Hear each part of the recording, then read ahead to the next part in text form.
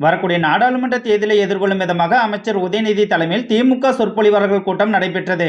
இதனைத் தொடர்ந்து செய்தியாளர் சந்திப்பில் பேசிய அமைச்சர் உதயநிதி துண்டுச்சீட்டை பார்த்து தப்பு தப்பாக உளறி கொட்டிய வீடியோவானது சமூக வலைதளங்களில் வைரலாகி வருகிறது. புற்றுநோய் கட்டிகளுக்கு இதனை பதிவிட்டு எதிர்த்தரப்புகள் அமைச்சர் உதயநிதியை கேலி செய்து வருகின்றனர். குறிப்பாக சவுக்கு சங்கர், உண்மையிலேயே சொல்லீர் செல்வர் தாப்பா, இவர் தலைமையில் தான் திமுக தேர்தலை சந்திக்க போது என கலாய்த்து பதிவிட்டுள்ளார். மேலும் முதல்வர் ஸ்டாலினை போலவே அமைச்சர் உதயநிதியும் துண்டுச்சீட்டை பார்த்து உளறுகிறார் என்றால் பரம்பரை வியாதி என்றும், துண்டுச்சீட்டை பார்த்து உளறி கொட்டுபவர்கள் திமுகவில் மட்டுமே தலைவராக முடியும். மிகச்சிறந்த பேச்சாற்றல் கொண்ட அறிஞர் அண்ணாவால் தொடங்கப்பட்ட கட்சியை தற்போது துண்டுச்சீட்டை பார்த்து உளறி கொட்டும் உதயனா திமுக கட்சியை அழித்து ஒழிக்காமல் ஓயமாட்டார் என எதிர்த்தரப்புகள் கலாய்த்து வருகின்றனர்.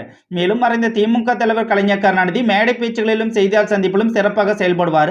ஆனால் அவரது மகனும் பேரனும் கருணாநிதியின் மானத்தை வாங்கவே துண்டுச்சீட்டை பார்த்து உளறி வருவதாகவும், போதைப்பொருள் கடத்திய ஜாபர் சாதிக்கு நண்பரான அமைச்சர் உதயநிதி திமுக சொற்பொழிவாளர்கள் கூட்டத்தில் கலந்து கொண்டு போதைப் பொருளை எப்படி கடத்துவது என திமுக தொண்டர்களுக்கு பாடம் எடுப்பதாகவும் கலாய்த்து வருகின்றனர்.